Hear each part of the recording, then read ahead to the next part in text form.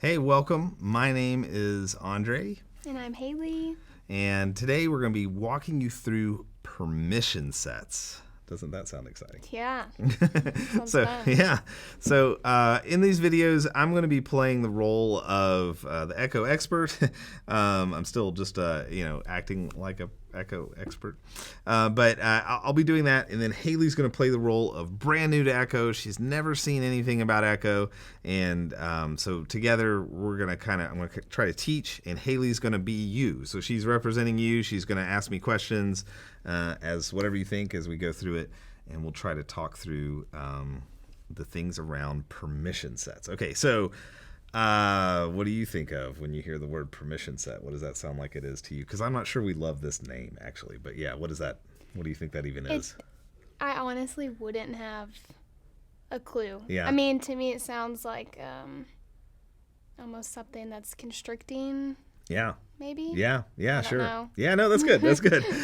So it is actually. It's only it's kind of like the positive side of that. So the way to think of it is like by default, Echo doesn't let you do really almost anything. Okay, so like if you just created a user and that's all you did, like they'd be able to log in, but they really wouldn't be able to do anything because they haven't been given permission to do something. Okay. Okay, so it's cool because this means like if I work for you and I'm on a team and I speak Spanish and you're on the team and you speak English, then that means I can just see the Spanish stuff and you can just see the English stuff. Okay, Oh, okay. or maybe I only need to see this one Facebook page and you need to see that one and two other Facebook pages to manage inside of Echo. Well, then you can create that difference through these permission sets. So it's almost like teams or groups. Okay, so think of this as like teams of people and then what they have permission to do. Okay, so as you're kind of thinking it through, you want to think through like who are your teams that you have of people. Now, you could be small, like you may be a organization with like a group of people and they all have access to everything.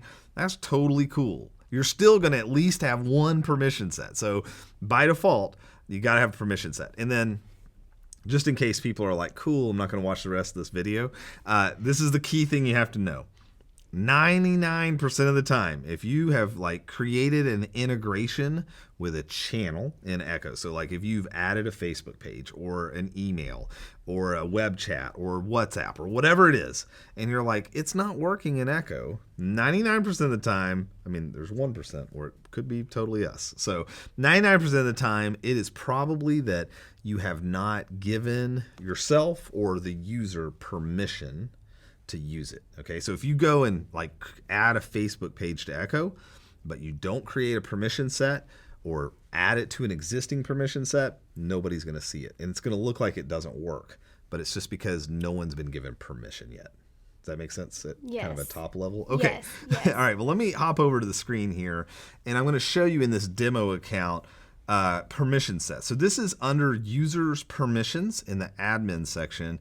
And you just we're going to add a new set. So like, let's pretend like there's nothing here. We'll add a new set and we'll just call this welcome to Echo, right? But probably you would call this the name of your team or the name of what you would be giving them permission to. But for now, just so we can kind of see it in the list, because I have plenty of demos here, right? So we'll come down here and do this welcome to Echo permission set. And then here I'm going to add members. So I'm going to add myself. Oh, look, Hailey, you're in here too.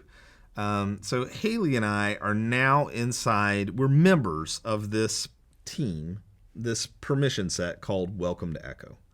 Okay, at this point, we haven't done too much. Like we've created a group of people, we've put them together, but the reality is I can't really do anything yet. Right? So like we haven't given them permission. We've kind of done the set, but we haven't done the permission.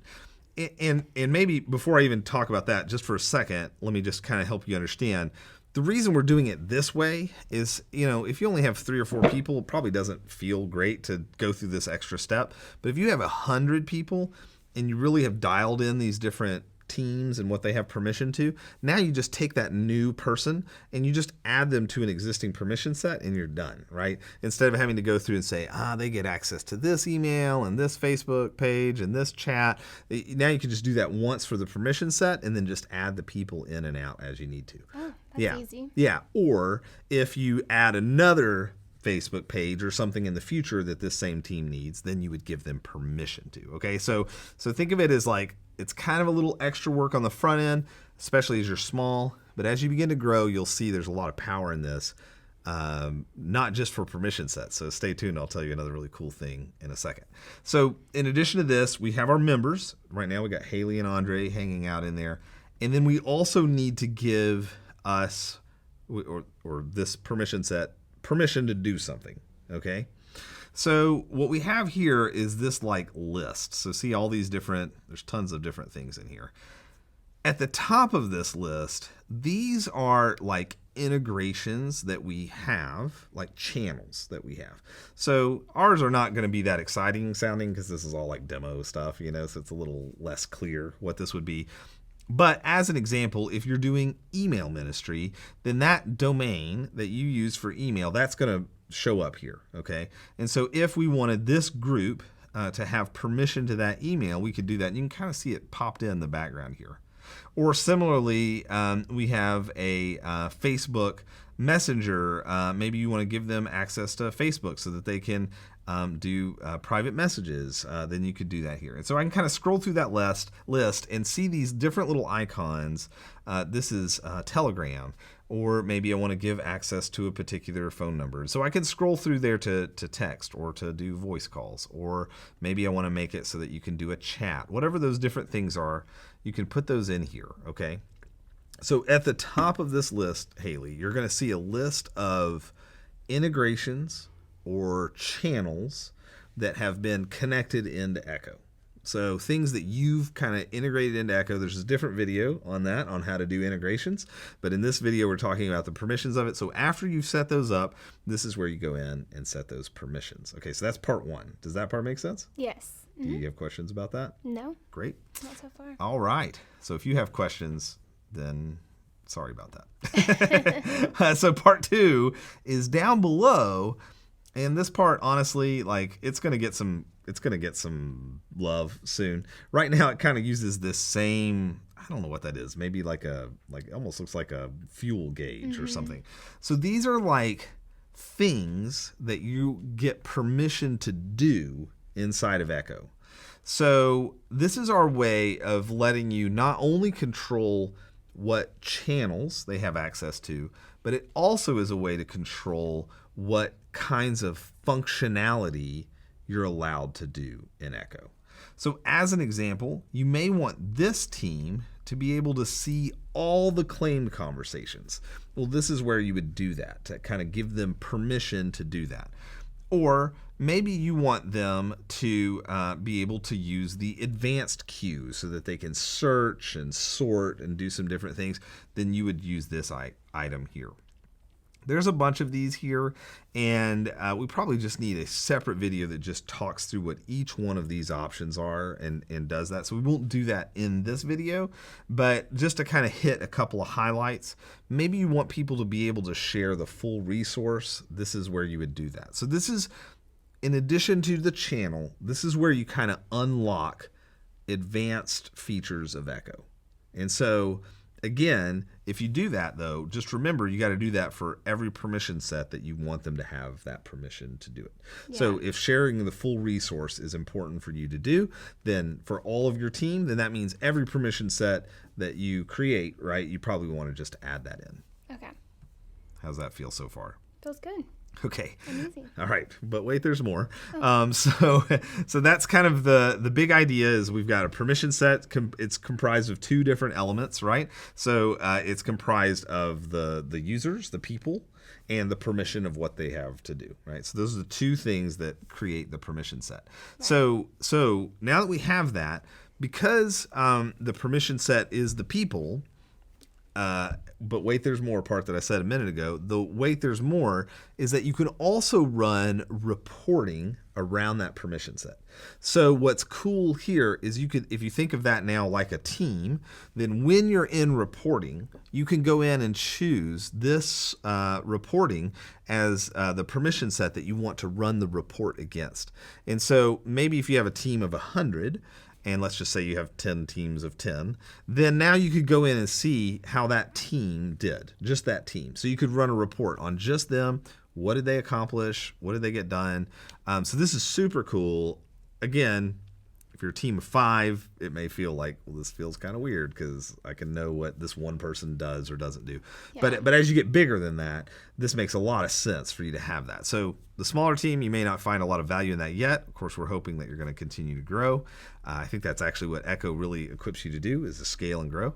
But if you're already a bigger team, this is so cool because now you can have these different teams. Maybe it's a language-based team, so maybe you go in and create one for Spanish or Arabic or whatever example you have.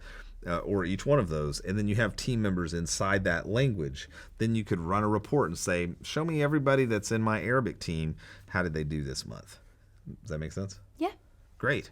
So at the beginning, so here's a test. I'm going to put you on the spot. Okay.